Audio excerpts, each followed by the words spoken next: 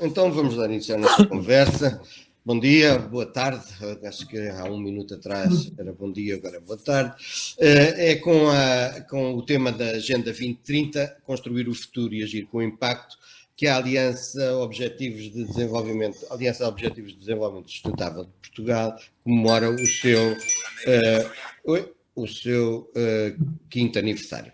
Agradecendo esta iniciativa da Global Compact Network Portugal, em parceria com a Associação Portuguesa de Ética Empresarial, vamos dar então início a este nosso painel, lembrando que estamos já na década da ação, estamos em pleno ano 2021, e neste painel vamos debater a biosfera, a alimentação e água.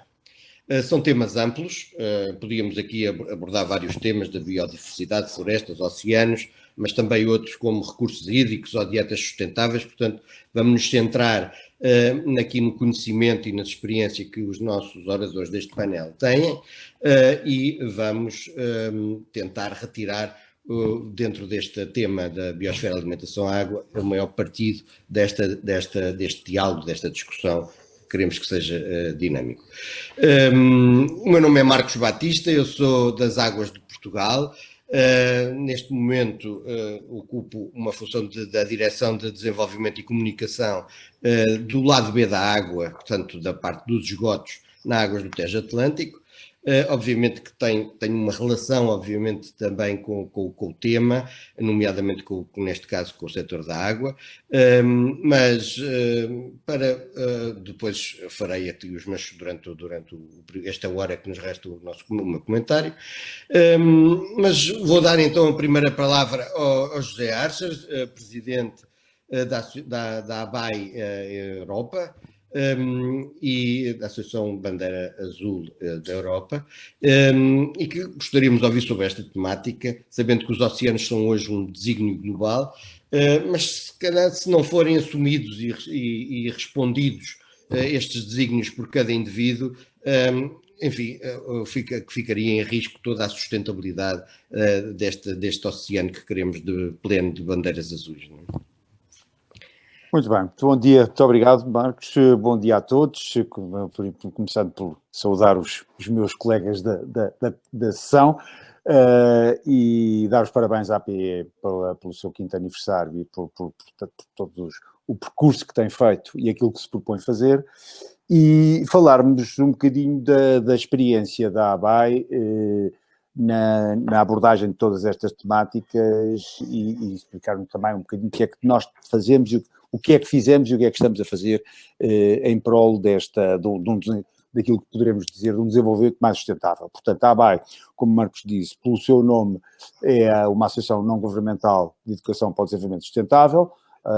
O nome está ligado ao primeiro programa que nasceu com a ABAI, que é a Bandeira Azul, e, portanto, depois ficou, como é bastante expressivo e bem conhecido, nós mantivemos, mas hoje em dia alargamos muito mais a nossa atividade para outros setores que não necessariamente as zonas balneares e a água propriamente dito.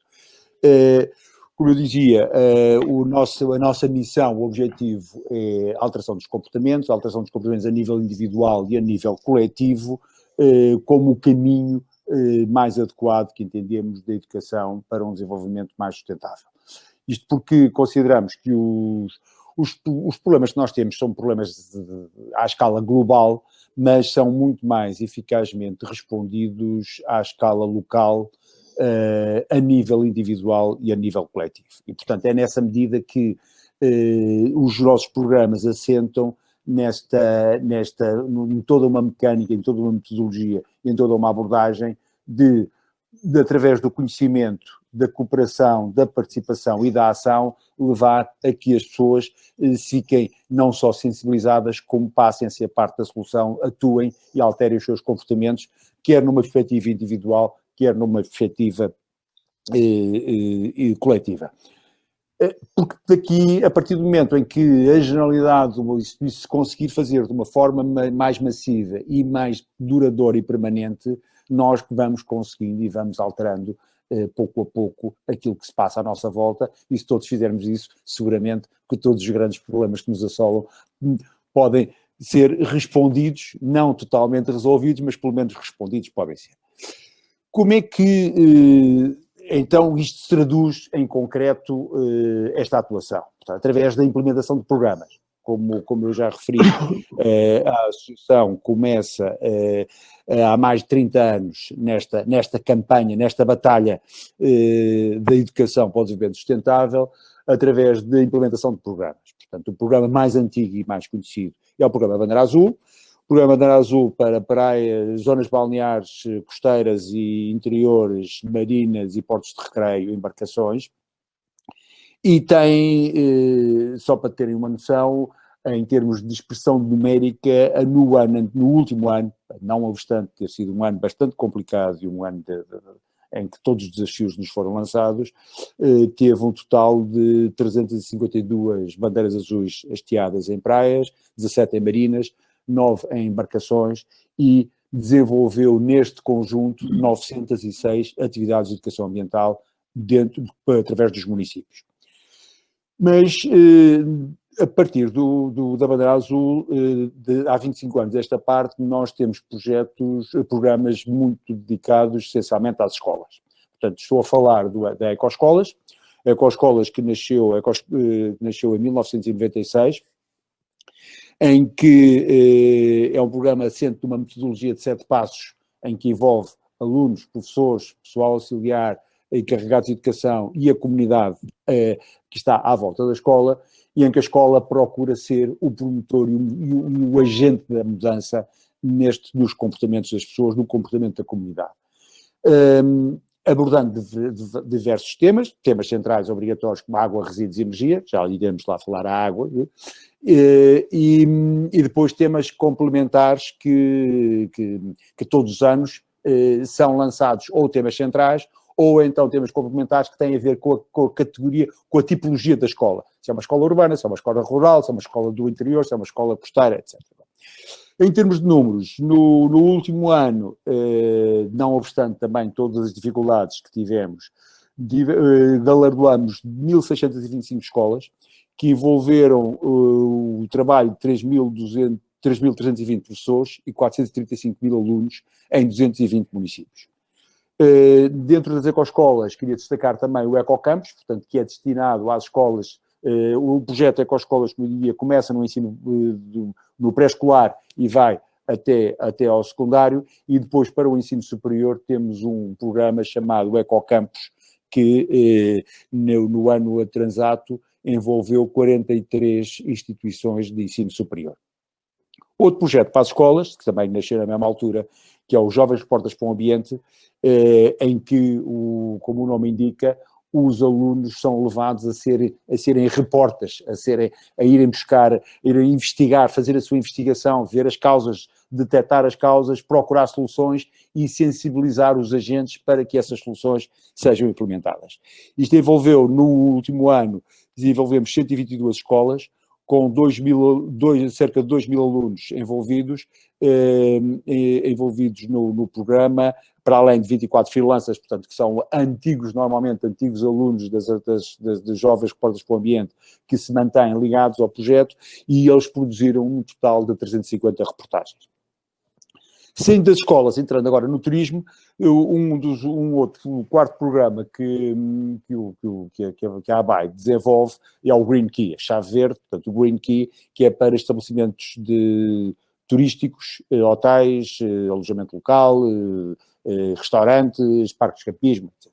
E, portanto, também com esta perspectiva de uma gestão mais sustentável, mais cuidada e da própria influência que o estabelecimento tem em quem o visita e na região onde se situa. Em termos de números, no último ano, apesar da maior parte dos estabelecimentos terem estado fechados, nós mantivemos 153 estabelecimentos galardoados com o Green Key, dos quais são 86 hotéis, 30 alojamento local, 19 de turismo em espaço rural, 6 parques de campismo e 12 restaurantes. Saindo do turismo e entrando agora nos territórios, aquilo que nós chamamos a nossa bandeira verde dos territórios, portanto, quando teve grande projeção este ano, temos 3 níveis de programas. O programa para nível dos municípios, que é o ECO 21, a nível da autarquia, freguesia, que é o Ecofreguesias, e a nível da região, que é o Green Destinations. Todos estes programas têm uma gênese comum, que são programas de território e que contêm em si indicadores de sustentabilidade e a medida de execução dos ODS a nível autárquico, portanto, a nível autárquico, a nível regional.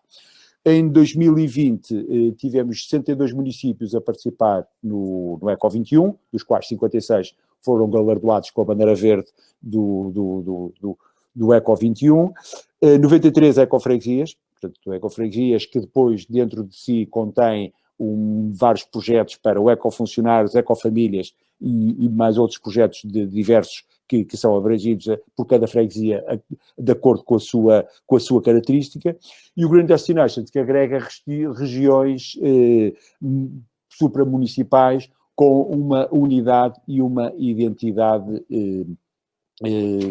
notória, mais notória. Peço desculpa que saiu, tinha saído o ecrã. Em termos de implementação, o que é que eu vos posso falar aqui um bocadinho de como é que isto se implementa?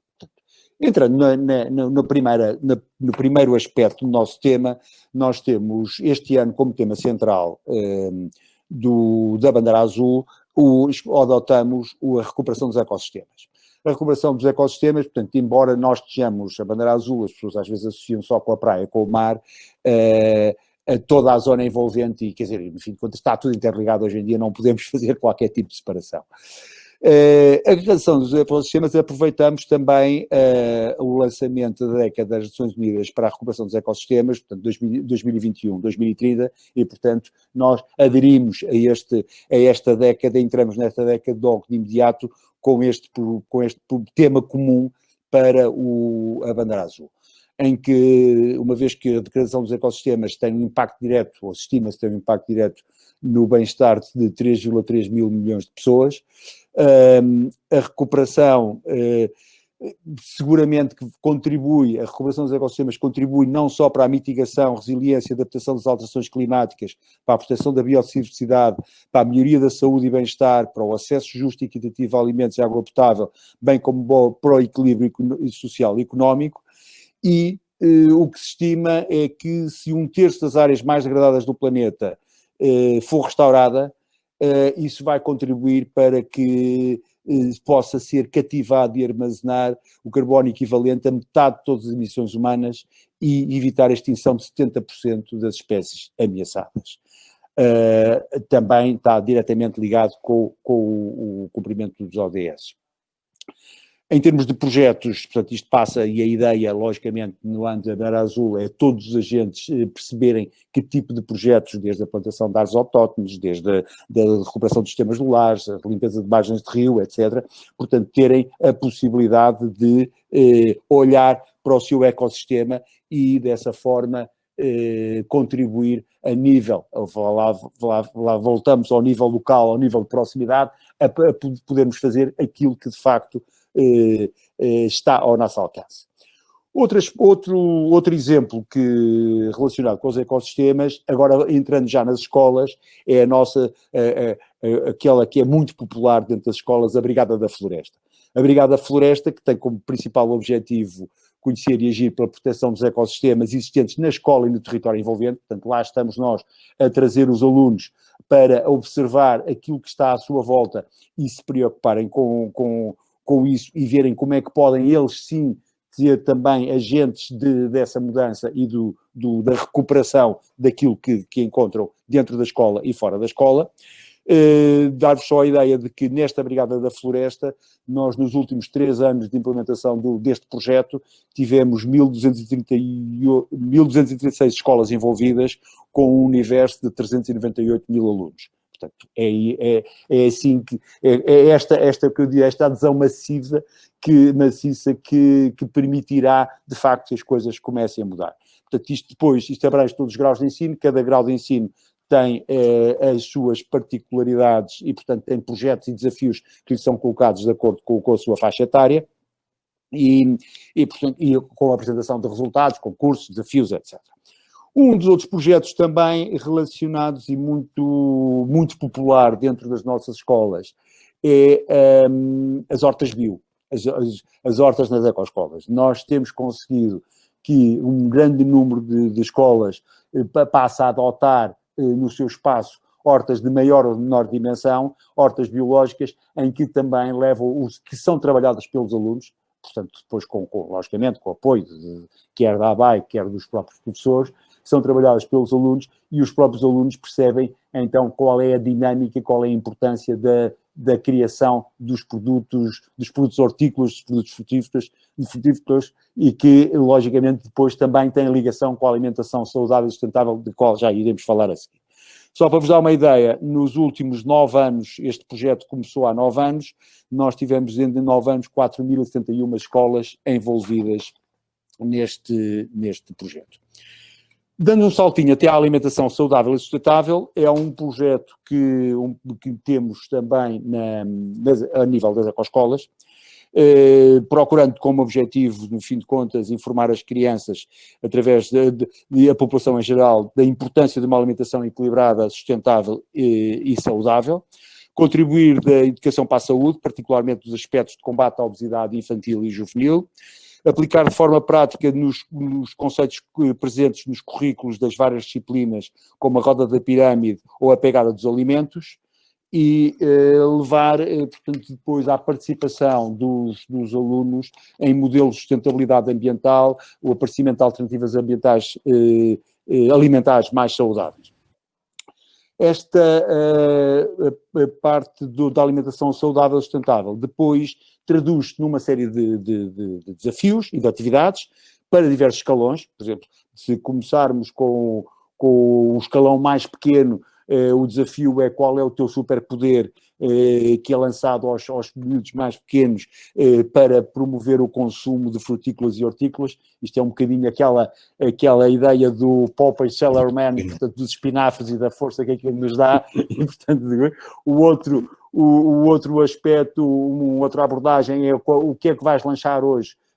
O que é o meu lanche, para poderem identificar dentro da sua lancheira que tipo de produtos é que são mais saudáveis, que tipo de produtos é que são mais sustentáveis e começarem a ter um olhar e uma visão crítica sobre a possibilidade e sobre aquilo que comem e aquilo que lhes leva. Depois entramos nos escalões mais à frente e temos já os ecocozinheiros, temos as ementas, eles são levados a produzir ementas para as escolas, para as suas cantinas, que tenham a ver quer com a proximidade, quer com os produtos da época, quer com a capacidade e com as de produção local. A dieta mediterrânica, os 10 princípios da dieta mediterrânica, portanto, temos aqui muitos desafios que as escolas também abarcam ativamente.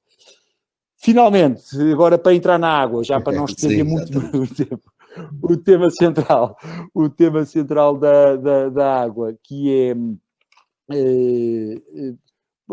um dos temas das ecoescolas, como eu dizia, portanto, em que a escola, no seu guia ambiental em que os alunos são levados, tem que ter a preocupação de monitorização do consumo de água, de ver se há torneiras a pingar, de haver recipientes e reservatórios de recolha de água da chuva para a rega, das hortas biológicas e dos outros espaços verdes dentro da escola, de conhecer o percurso de água, de onde é que vem a água, para onde é que vai a água, de saber se há cursos de água vizinhos das escolas, como é que estão tratados, etc.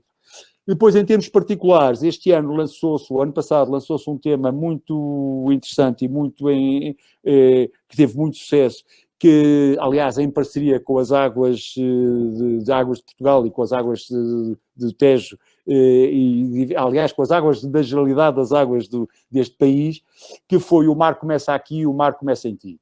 Ora, o conceito é muito simples, é que tudo que vai parar ao chão vai parar ao mar. Então o desafio foi lançado às escolas para que as escolas pintassem as sarjetas, fizessem desenhos para pintar as sarjetas, para alertar as pessoas de que aquilo que deitam no chão ao mar vai parar seguramente.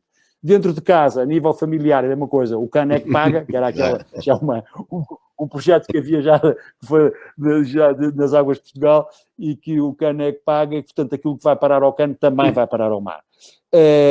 Só para vos dar uma ideia, tivemos para participar nas 378 escolas, em ano de pandemia, 378 escolas que lançaram e que fizeram trabalhos magníficos e que pintaram as sarjetas nas zonas envolventes das suas escolas.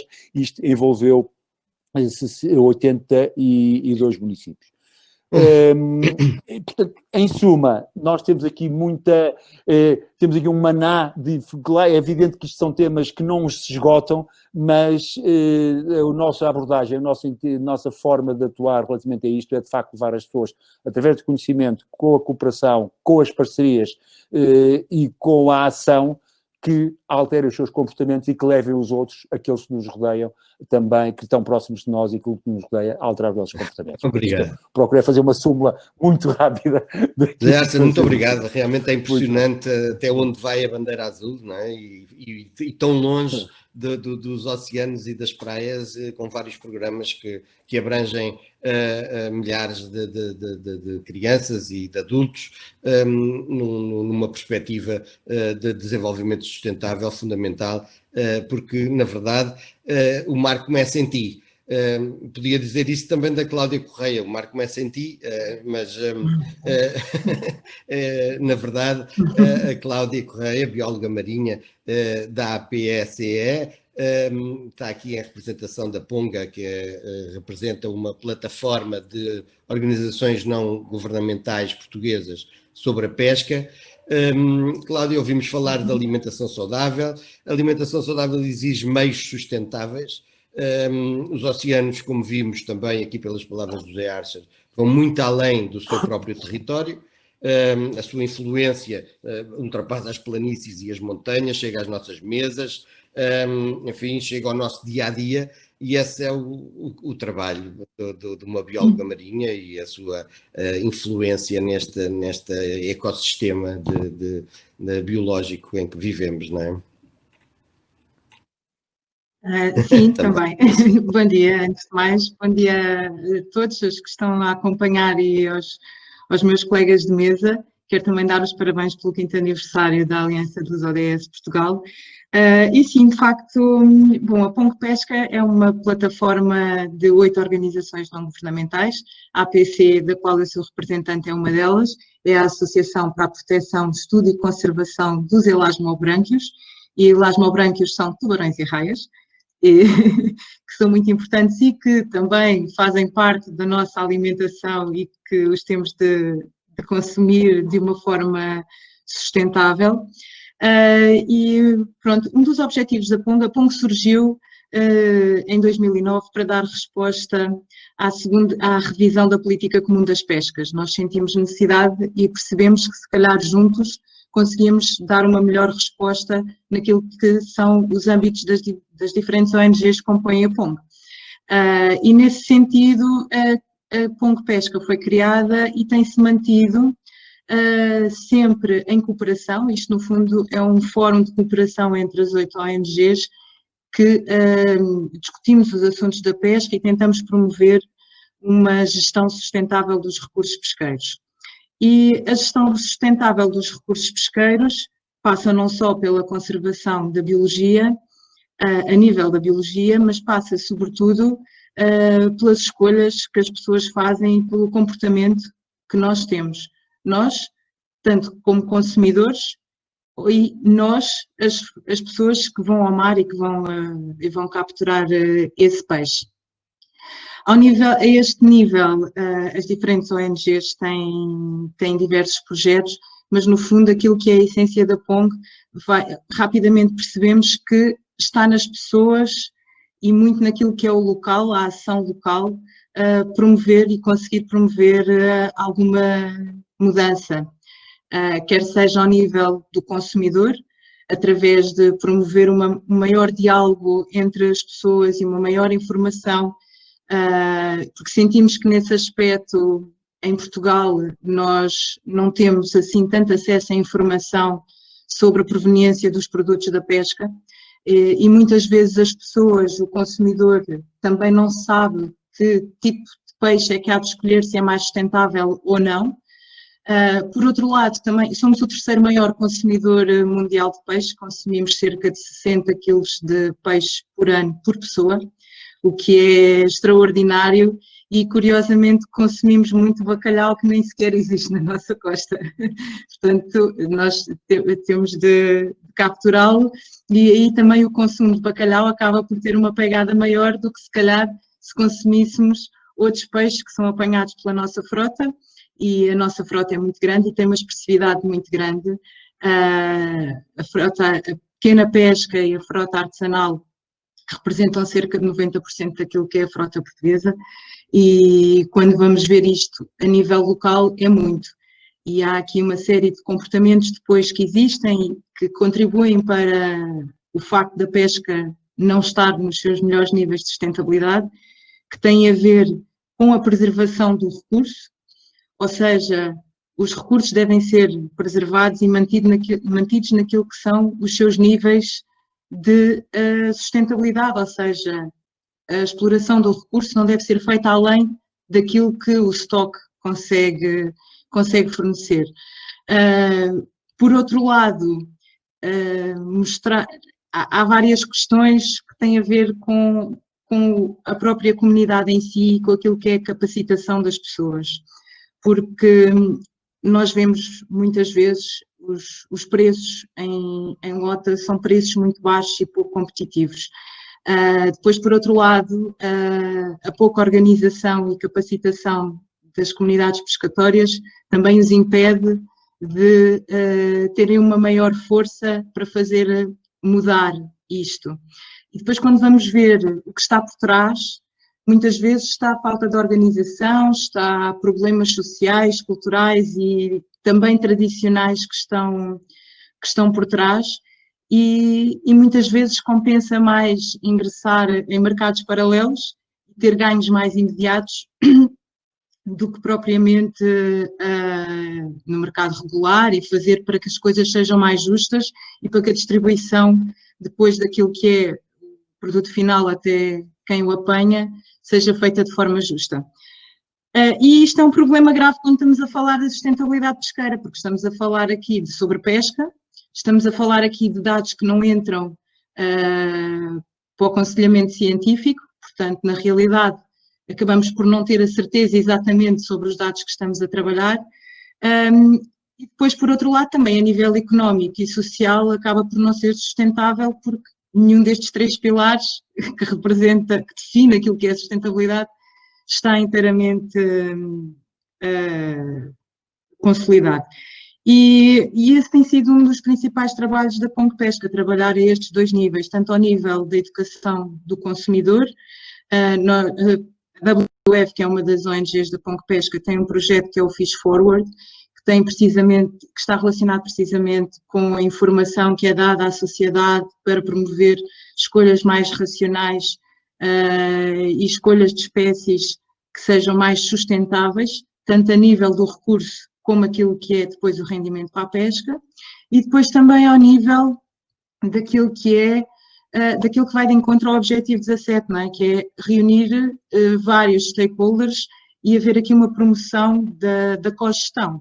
A PONG também está assente no Comitê de Cogestão do Percebo da Berlenga, é o primeiro comitê de cogestão em Portugal. A lei da cogestão foi aprovada há muito pouco tempo, portanto este comitê já foi constituído, ainda não está oficializado precisamente porque não havia essa lei, e no fundo todos os atores que intervêm naquilo que é a gestão do Percebo estão sentados na mesma mesa para discutir aquilo que é o recurso, e agora na pandemia e durante o primeiro confinamento e logo a seguir foi muito importante, porque nós conseguimos ter uma percepção real daquilo que estava a ser o mercado e a procura do mercado. Depois, quando os restaurantes começaram a abrir, estão a procurar, não estão a procurar, há consumo, não há consumo, vale a pena ir lá apanhar, ou se calhar, em vez de irem apanhar os dias todos, apanhar menos dias e tentar rentabilizar mais.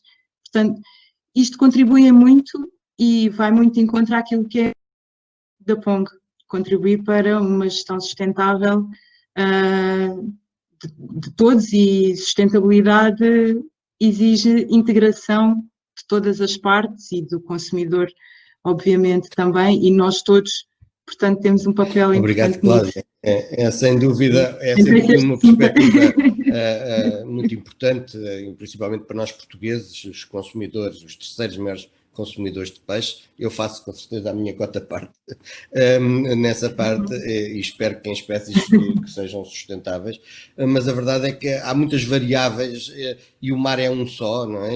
E ter de equilibrar, enfim, os parceiros científicos com a busca de mercado é com certeza um desígnio importante e que a PONG fará, enfim, com os seus recursos e com as soluções que conseguir encontrar. Parece-me que as mesas coletivas, como falou, parece-me uma boa solução e já lá voltaremos. Chega então agora a vez do João Branco, da Confederação Portuguesa das Associações de Defesa do Ambiente. A defesa do ambiente tem variadíssimas e múltiplas vertentes, enfim, já abordámos aqui várias, a biodiversidade, os nossos oceanos, também chegámos à floresta, mas também aflorámos a gestão de recursos hídricos e os programas que existem de educação ambiental também para motivar e envolver as pessoas no uso eficiente da água ou no recurso a dietas saudáveis.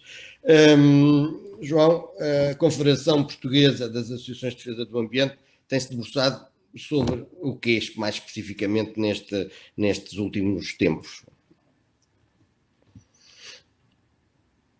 Não temos som. Muito obrigado. A Confederação Portuguesa das Associações de Defesa do Ambiente, que eu vou passar a designar por CPADA, que é a sigla, portanto, é uma confederação em que reúne, confedera, não é? Portanto, as organizações não governamentais de ambiente que queiram aderir à CPADA e por isso acaba por quer dizer, por estar focada em todos os termos ambientais. O tema desta conferência, Biosfera, Alimentação e Água, é um tema vastíssimo, quer dizer, isto dá para estarmos aqui uma semana a falar sobre isto e com certeza não falaríamos tudo, mas eu vou tentar falar de alguns pontos chaves, mas em primeiro lugar eu quero dar umas palavras, quer para os meus colegas de palco, de painel, ou ao Marcos Batista, das Águas Tejo Atlântico, e reconhecer que realmente o sistema de gestão de águas melhorou muito nos últimos 30 anos, quer dizer, o que era há 30 anos, o que é hoje, é como do vinho para a água, apesar de uma grande parte das nossas águas ainda não terem qualidade boa ou muito boa, e portanto ainda estarmos um bocado longe de cumprirmos a diretiva da água, não há dúvida que houve um trabalho extraordinário nessa área e de rios que eram extremamente poluídos, embora alguns hoje não sejam completamente limpos, pronto, são rios que têm qualidades de água razoável, embora infelizmente também com algumas exceções de focos de poluição grave. A Cláudia Correia, da Pongo Pesca, da qual eu me orgulho de ter sido fundador, está lá a minha assinatura no documento de formação da Pongo Pesca. Pronto, a Pongo Pesca também tem feito um trabalho excelente, porque no fundo, embora seja um grupo de associações, tem um coordenador e realmente é a voz mais ativa em Portugal, coordenada com outras organizações internacionais, a voz mais ativa na defesa dos problemas dos oceanos e nomeadamente dos problemas da pesca e da biodiversidade dos animais marinhos. A título de alfinetadazinha, portanto, eu meteria o tema dos microplásticos, que é uma coisa que ninguém faz, que fala-se cada vez menos, tende-se a esquecer, e é incrível como é como é que ainda em Portugal ainda não foram banidos os sacos de plástico, por exemplo, quando em Marrocos não há sacos de plástico. E quem diz sacos de plástico diz outras embalagens de plástico de utilização única. Nós vamos ao supermercado e está tudo praticamente embalados em plásticos, e esses plásticos vão formar microplásticos, e aliás há estimativas das Nações Unidas, que toda a gente conhece, que dizem que em 2050 haverá mais plásticos do que peixes no mar. O que vemos que isto a nível de biosfera é uma coisa completamente absurda e desastrosa. Ao José Archer da Arbai, e dou-lhe os parabéns, estive a ouvir com atenção as atividades da Arbai. Eu conheço, aliás, como a maior parte das pessoas, especialmente a bandeira azul, que realmente foi um marco muito importante na qualidade ambiental das praias, porque fez uma coisa importantíssima, que foi dar valor económico a uma questão ambiental. Porque as pessoas passaram a procurar praias de bandeira azul para frequentarem, em detrimento de outras praias, e isso é claro que fez com que todos os autarcas e políticos regionais e locais, etc., e responsáveis da administração pública, fizessem tudo para conseguirem a bandeira azul. E isso ajudou muito, nomeadamente, não só à qualidade ambiental da própria praia, como limpeza do areal, etc., mas também ajudou muito a perceber o problema das águas residuais e do seu impacto depois na qualidade da água do mar balneária, não é? Nas praias. Não posso também deixar de agradecer o convite à Global Compact Network e à PEE. A CEPADA foi parceira da Aliança ODS no projeto Europa no Mundo, que foi um projeto com dezenas de organizações europeias, liderado pelo EEB, que é o European Environmental Bureau, e que é a maior federação de associações ambientais do mundo, e da qual eu me orgulho também de ter pertencido à direção e ter sido vice-presidente. E esse projeto, pelo que eu sei, em Portugal ultrapassou todos os parâmetros que estavam definidos no próprio projeto e, portanto, correu muito bem. Pronto, posto isto, vou-vos falar então um pouco sobre os temas em questão, e começo pela biosfera, não é? E tentando ser o mais rápido possível.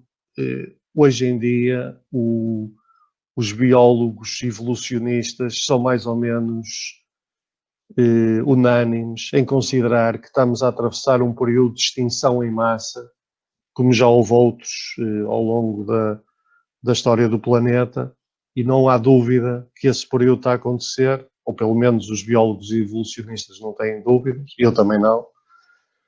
Isso está a acontecer. E isso está a acontecer porque está a haver uma degradação da biosfera natural. Quer dizer, a biosfera existe sempre, não é? A questão é a biosfera natural, ou seja, a biosfera que nós consideramos natural, que era a biosfera que tínhamos há 100 anos, está a sofrer uma degradação profunda,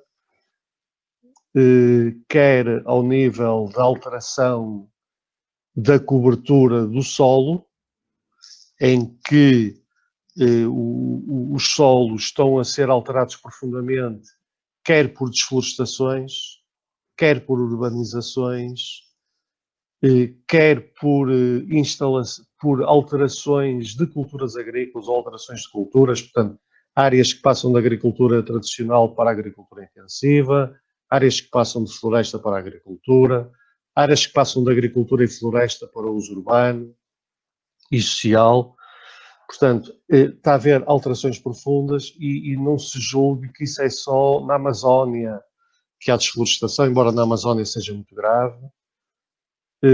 Isso também acontece aqui em Portugal. Portanto, aqui em Portugal nós temos, eu participei num estudo de análise de fotografias aéreas, por exemplo, do Pinhal de Ofir nos últimos 30 anos, e o Pinhal de Ofir, cerca de 50% do Pinhal de Ofir desapareceu para dar lugar a urbanizações. Portanto, a desflorestação para urbanizações acontece também em Portugal. Assim como todos nós ouvimos falar agora nos olivais superintensivos do Alentejo, etc. E a ocupação de eucaliptos, que ocupam quase 1 milhão de hectares de Portugal, e, portanto, há alterações profundas na biosfera que estão a conduzir para essa extinção em massa, e a extinção dos animais e dos seres vivos em geral não é só daqueles animais esquisitíssimos como o percebe das berlengas ou o mexilhão do rio ou a borboleta azul. Não, os rinocerontes, as baleias, os lobos também estão em extinção. Há centenas ou milhares de espécies em extinção, e ainda em 2019 foi publicado pelo IUCN o livro vermelho das árvores da Europa, e a conclusão foi que na Europa, portanto que é um continente desenvolvido, 42% das árvores, das espécies de árvores, estão ameaçadas. Portanto, estamos a ver o nível a que isto chega. É claro que quando nós vamos para as espécies que ninguém conhece, então essas espécies nem se sabe o que é que está a acontecer com elas, sabe-se que elas estão a desaparecer a um ritmo galopante. Eu vou tentar ligar isto um bocado à agricultura. A agricultura é a base da alimentação, não é? Não há alimentação sem agricultura. O homem já foi caçador e depois deixou de ser caçador e passou a depender para a alimentação da agricultura e pescas. A agricultura sensu lato inclui a agricultura em si, inclui a produção animal e inclui a produção florestal. Recentemente passou a incluir também a aquacultura. Porquê? Porque, devido à escassez de certas espécies marinhas, que são consumidas pelo homem, e também devido ao seu preço, tornou-se rentável criar essas espécies em cativeiro, tal como se criam galinhas e porcos. E, portanto, neste momento, a aquacultura, uma vez que é um tipo de produção animal, também estará incluído na agricultura. Há ecossistemas agrícolas extremamente ricos e extremamente benéficos para a biodiversidade, ou dito de outra maneira, extremamente biodiversos. Eu estou-me a lembrar, por exemplo, de ecossistemas de montanha, que existem em parques nacionais como o Gerês. Isto para falar de Portugal, não é? E do Alvão e do Montezinho. E, portanto, esses ecossistemas, que são agrossistemas, não é? Em que o homem está presente e a agricultura está presente, são sistemas extremamente ricos sob o ponto de vista biodiverso, mas infelizmente por vários motivos esses ecossistemas estão a desaparecer, principalmente por causa do despovoamento do interior. Infelizmente, exatamente por estar a desaparecer a dita agricultura tradicional, eu já nem falo aqui na agricultura biológica, portanto, que seria o ideal, não é? A agricultura em que não utilizamos químicos, etc. A agricultura tradicional utiliza alguns químicos, utiliza adubos, etc., mas não utiliza na escala da agricultura intensiva e superintensiva. E nós estamos a caminhar para um mundo totalmente dependente da agricultura intensiva e superintensiva, que é uma agricultura que é altamente dependente de energia. Portanto, é altamente dependente do petróleo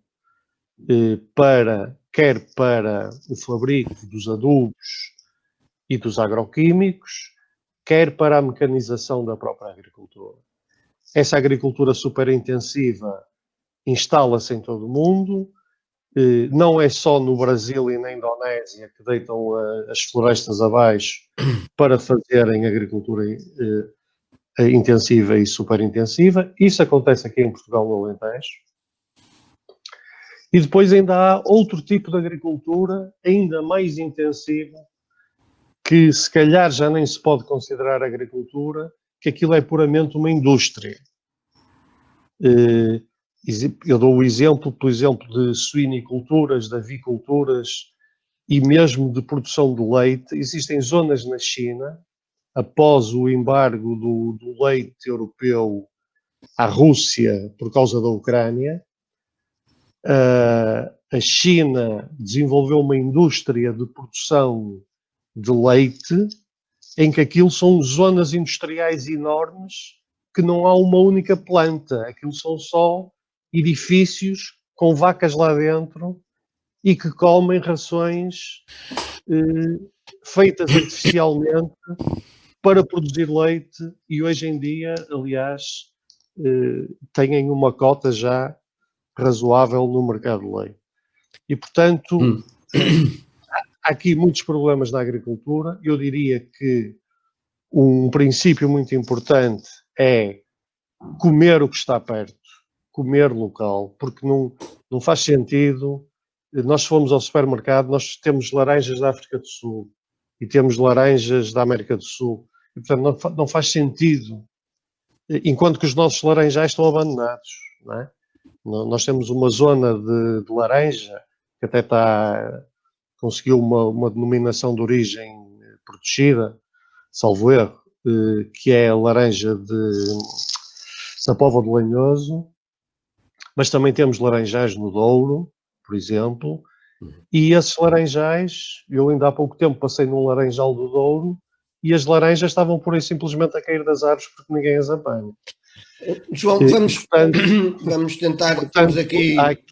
Há aqui uma série de problemas relacionados com a alimentação e com a agricultura intensiva que não vão desaparecer, a não ser que haja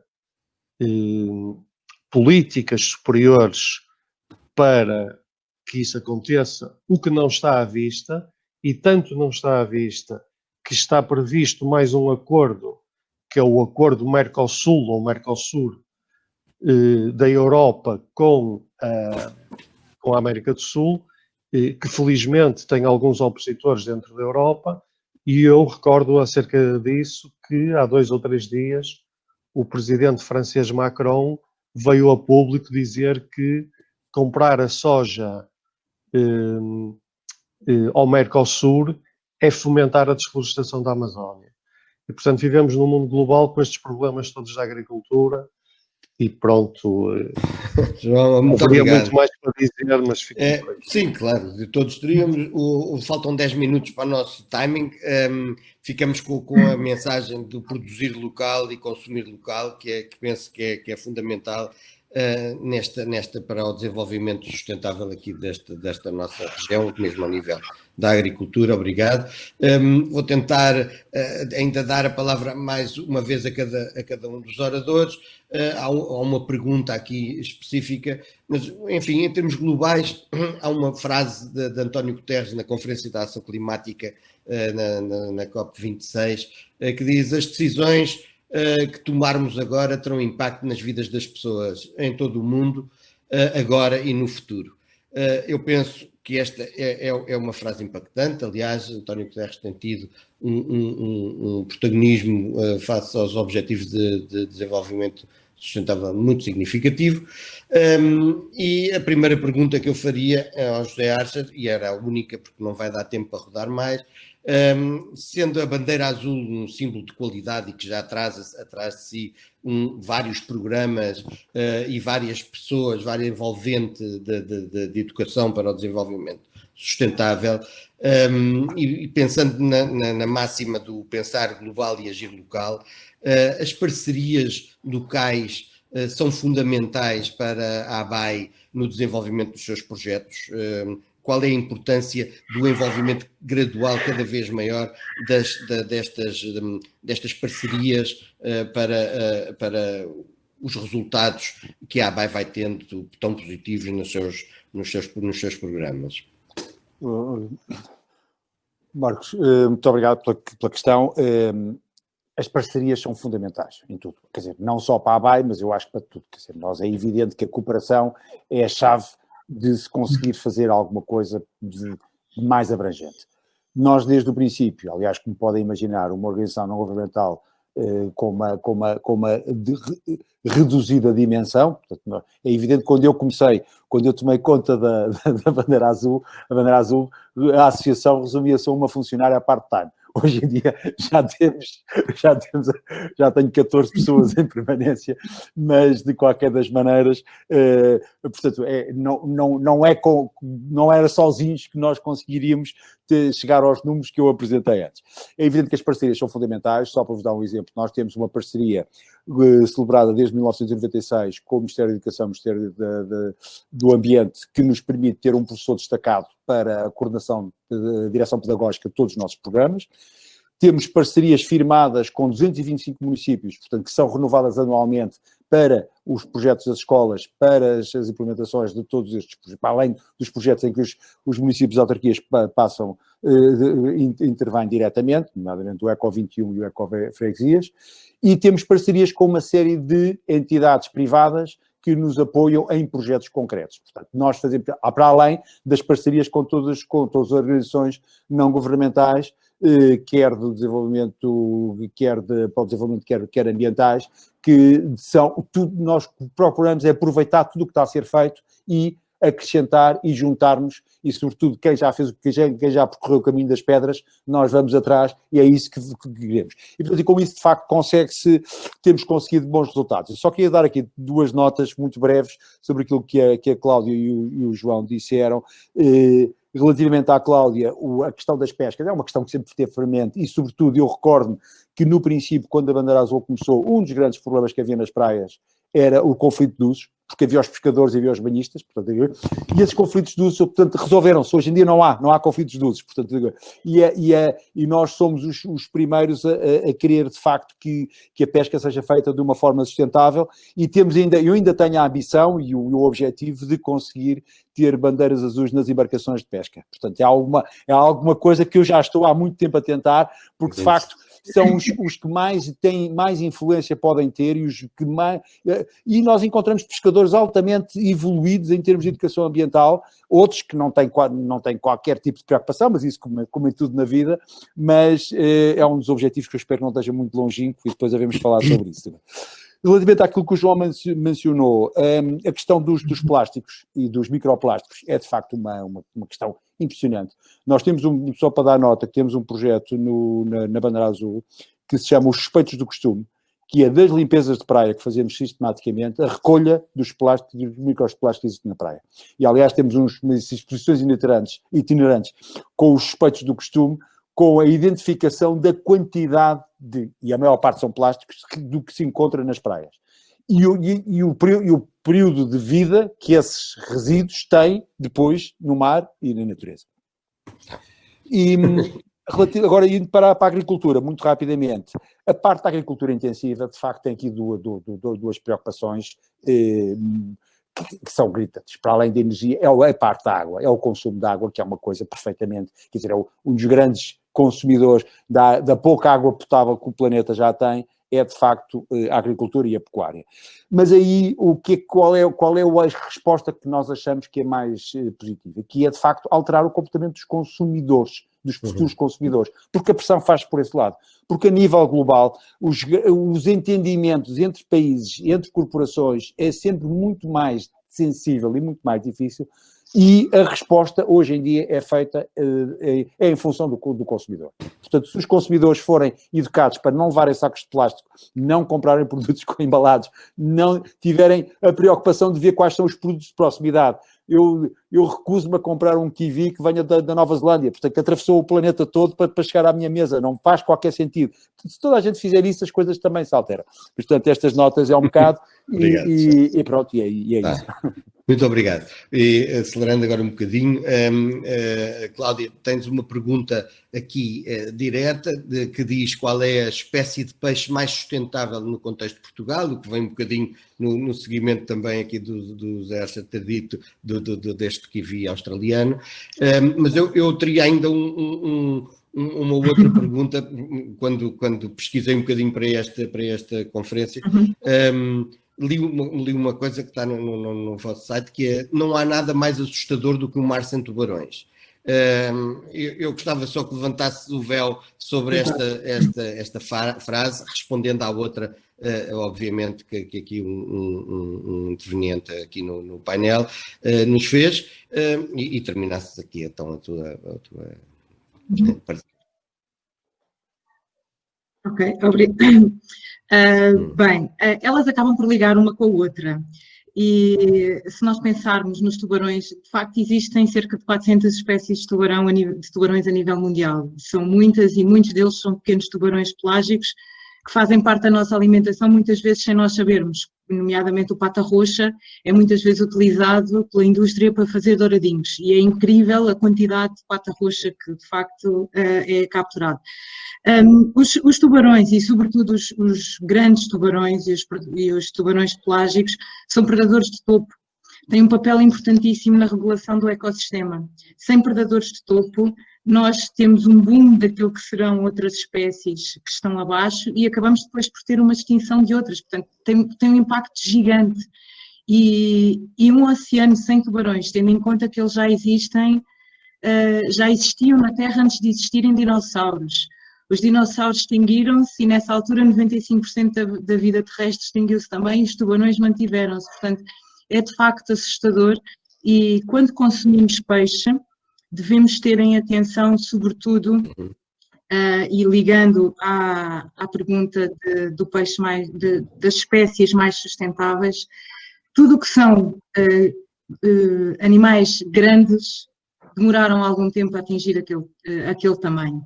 E quando falamos de tubarões, por exemplo, o anequim, participámos numa campanha para acabar os desembarques de anequim. A partir do dia 1 de janeiro deste ano é proibido desembarcar anequim. Tem a ver com isso, são animais que demoram anos a atingir a idade de reprodução e quando se reproduzem 2, 3 crias e, portanto, ao capturar essas espécies de uma forma intensiva, estamos a contribuir de uma forma bastante grande para a sua extinção e depois com isso tudo o desmoronamento do ecossistema que está ligado. Por isso, a nível de sustentabilidade e de espécies mais sustentáveis, eu diria que os pequenos pelágicos de cardume, sobretudo carapau, cavala, não temos a certeza exatamente como é que está o estoque, porque há pouca informação sobre o estoque da cavala, mas são peixes que, do ponto de vista nutricional, também têm bastante qualidade, porque não fazem muita retenção de metais pesados e também têm os ômega 3 e depois, por outro lado, tentar escolher localmente.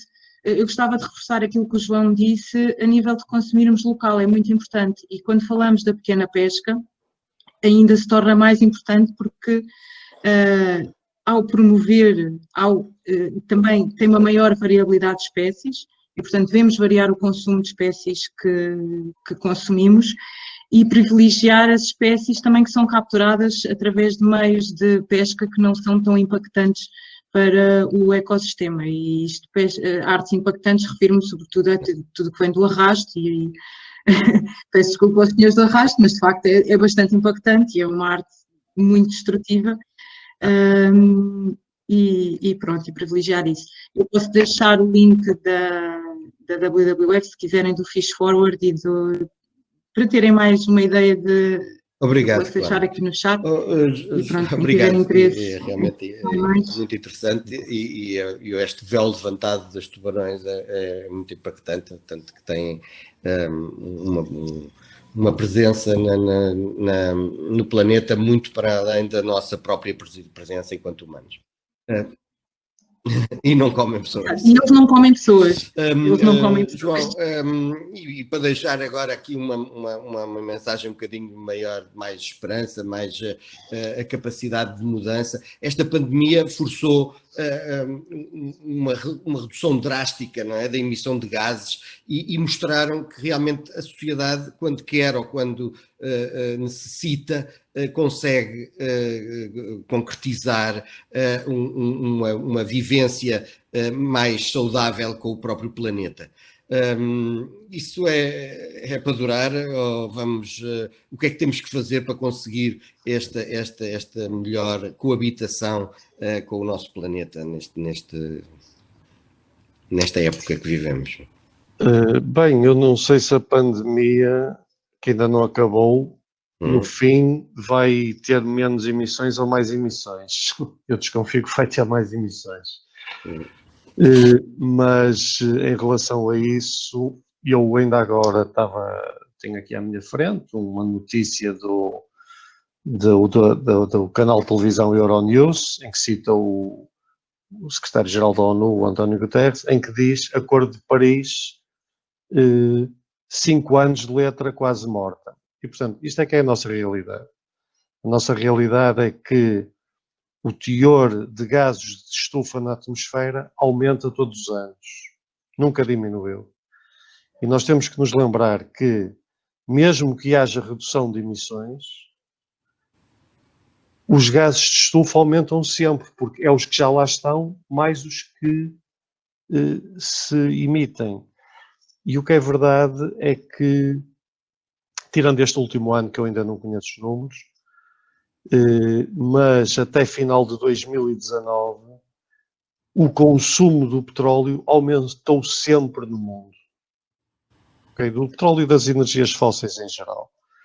E o futuro vai ser esse, porque as pessoas não querem abdicar e com razão, porque faz parte da natureza humana, não querem abdicar de muitas coisas que têm, e a descarbonização da economia, como agora se chama, é uma coisa que provoca dor e vai provocar muita dor. E nós já estamos a ver isso no fecho da Petrogal a Galp em Matosinhos e da central de termoelétrica de Sines. Quer dizer, toda a gente é a favor da descarbonização, mas depois quando chega a hora da verdade, ai Jesus, porque são não sei quantos empregos, etc. Portanto, essas políticas têm que ser acompanhadas de compensações sociais, não só para os trabalhadores, mas também a outros níveis, porque desmantelar essas indústrias é uma coisa muito cara. E o que é certo é que, quer dizer, todos nós queremos continuar a ter aquecimento, ar-condicionado, frigorífico e carro, e a emissão dos gases de efeito de estufa, que nós nem sequer falamos nisso, mas toda a gente já ouviu falar, está diretamente relacionado com o consumo. Portanto, ou seja, de um modo geral, tudo o que nós consumimos faz emitir gases de efeito de estufa. E, portanto, tem que haver uma redução do consumo. Tem que haver uma redução do consumo. O problema é que não há nenhum país que queira isso. Porque nós nunca vimos nenhum governo, nem nenhum partido, na campanha eleitoral dizer: o nosso objetivo é reduzir o PIB do país. Isso não existe. E, portanto, enquanto não mudarmos esse paradigma, infelizmente, os gases de efeito de estufa vão-se continuar a acumular na atmosfera, e só quando os custos económicos e sociais e na saúde pública quando essas consequências começarem a aparecer, é que realmente os governos vão fazer alguma coisa, mas a muito custo. João, muito obrigado. Para 5 minutos para além da nossa hora, penso que cumprimos aqui o objetivo dentro deste curto espaço de tempo. Muito ficou por dizer e muitas coisas interessantes, penso que ainda ficaram também por abordar, mas de qualquer forma cumprimos aqui o nosso desígnio para mudar um pouco as mentalidades e os hábitos e os consumos e para levarem esta palavra um pouco mais além, agradecendo então à Aliança de ODS Portugal esta possibilidade de podermos também contribuir para estas novas mentalidades. Termino então este painel. José Archer, Cláudia Correia, João Branco, muito obrigado por terem participado. Obrigado. Obrigado, foi nós fundamental também. e eu gostei muito de estar aqui convosco. Também. E muito obrigado ao Global Compact Portugal, Network Compact Portugal e à APEE por mais esta realização. Muito obrigado e até à próxima. Obrigado. Adeus.